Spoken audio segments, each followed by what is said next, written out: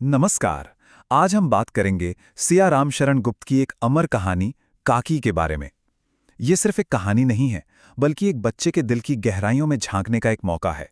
तो चलिए इस भावनात्मक सफर को साथ में शुरू करते हैं। कहानी का जो पूरा सार है ना, वो इसी एक लाइन में छिपा है। ये हमें याद दिलाता है कि बच्चों की दुनिया कितनी नाजुक होती है और वो दुख को कितनी गहराई से महसूस करते हैं, शायद हम बड़ों से भी ज्यादा। तो इस कहानी का जो दिल है वो है एक छोटा सा बच्चा शामू। उसकी दुनिया बहुत छोटी सी है और बहुत प्यारी है, जिसका सूरज उसकी माँ है, जिसे वो प्यार से काकी कहता है। शामू कैसा बच्चा है? बिल्कुल मासूम, बहुत भावुक और हाँ, कल्पनाओं में जीने वाला। उसका पूरा का पूरा वजूद जो है वो अपनी काकी के प्यार के ही इर्द गिर्द घूमता है। और उसकी यही संवेदनशीलता, यही मासूमियत इस कहानी की आत्मा है। और फिर एक सुबह आती है जो शामू की दुनिया को हमेशा हमेशा के लिए बदल देती है। कहानी का सबसे दुखद मोड़ तब आता है जब उसकी माँ की अचानक मृत्यु हो जाती है। जरा सोचिए, शामू जब सोकर उठता है तो क्या देखता है कि घर में कोहराम मचा है। उसकी माँ उमा जमीन पर लेटी हैं और घर के लोग उन्हें घेर कर जोर जोर से रो रहे हैं। एक छोटे से बच्चे के लिए ये नज़ारा कितना कंफ्यूजिंग रहा होगा, हम इसका बस अंदाजा ही लगा सकते हैं। और यहीं पर एक बच्चे के मन का जो द्वंद्व है वो उभर कर सामने आता है। बड़े उसे बहलाने के लिए कह देते हैं कि माँ मामा के घर गई है, पर उसे जल्द ही दूसरे बच्चों से पता चलता है कि उसकी काकी असल में ऊपर राम जी के घर चली गई है। गुप्त जी की ये लाइन कितनी खूबसूरती से शामू की हालत को बयां करती है।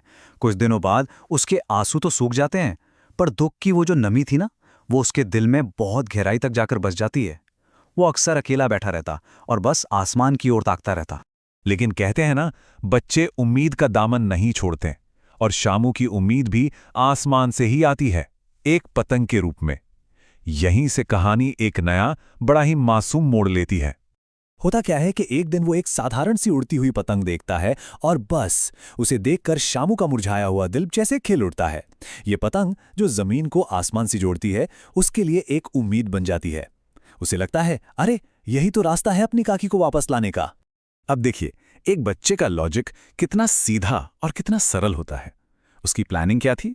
वो एक पतंग मंगवाएगा, उस पर काकी लिखवाएगा ताकि वो उसे पहचान ले। फिर उसमें एक मोटी रस्सी बांधकर उसे सीधा ऊपर राम जी के घर भेजेगा और फिर काकी उसी रस्सी को पकड़कर नीचे उतर आएंगी। सिंपल। अच्छा, इस सीक्रेट मिशन में उसका एक पार्टनर भी था, उसका दोस्त भोला। अब भोला, जो शामू से शायद थोड़ा ज्यादा समझदार था, एक बहुत ही प्रैक्टिकल सुझाव देता है। वो कहता है कि अरे ये डोर तो पतली है, इससे काकी नीचे नहीं आ पाएंगी, रस्सी तो मोटी चाहिए। अपनी योजना को पूरा करने के लिए शामू अब बेचैन हो उठता है। उसके पिता विश्वेश्वर, जो खुद पत्नी की मृत्यु के शोक में डूबे हुए हैं, वो उसकी बात नहीं सुनते। तो शामू क्या करता है? वो उनके कोट से पैसे चुरा लेता है। पहले पतंग के लिए 1 चवन्नी और फिर भोला की सलाह पर मोटी रस्सी के लिए पूरा 1 रुपया। अब कहानी अपने क्लाइमैक्स की ओर बढ़ रही है। शामू और भोला अपनी सीक्रेट तैयारी में लगे हैं। उनके लिए तो ये एक शुभ कार्य है, पर उन्हें ये नहीं पता कि इसमें एक बहुत बड़ा विघ्न, एक रुकावट आने वाली है। एक अंधेरी सी कोठरी में दोनों बच्चे काकी को वापस लाने के इस पवित्र काम में जुटे हुए हैं। उनके मन में सिर्फ और सिर्फ उम्मीद है और कोई डर नहीं। और तभी उस विघ्न के रूप में उनके पिता विश्वेश्वर वहां आ पहुंचते हैं। उन्हें पैसे चोरी होने का पता चल चुका है और वो बहुत गुस्से में हैं। विश्वेश्वर का गुस्सा 7वें आसमान पर है। एक तो पत्नी को खोने का दुख और ऊपर से बेटे की चोरी का सदमा। इस सब के बीच उन्हें बस इतना दिख रहा है कि उनके बेटे ने एक बहुत गलत काम किया है। और अपने ही दुख में डूबे, बिना ये जानने की कोशिश किए कि बच्चे ने ऐसा किया क्यों, वो गुस्से में शामू को 2 तमाचे जड़ देते हैं। और फिर उतने ही गुस्से में वो उस पतंग को फाड़ देते हैं। वो पतंग जो शामू की सारी उम्मीदों का, उसके पूरे प्लान का सिंबल थी। पतंग फाड़ने के बाद विश्वेश्वर की नज़र उस फटी हुई पतंग पर छिपके एक कागज पर पड़ती है। उस पर सिर्फ एक शब्द लिखा था, काकी। और बस ये एक शब्द पूरी की पूरी कहानी कह देता है। इस एक शब्द को पढ़ते ही ना पूरा मंजर बदल जाता है। अब कहानी का केंद्र शामू का दुख नहीं, बल्कि उसके पिता का पश्चाताप बन जाता है। विश्वेश्वर हतबुद्धि होकर वहीं खड़े रह गए। ये शब्द उनकी हालत को एकदम सही बयां करता है। वो बिल्कुल स्तब्ध थे, कुछ सोच नहीं पा रहे थे, कुछ समझ नहीं पा रहे थे, उन्हें अपनी भूल का एहसास हो चुका था।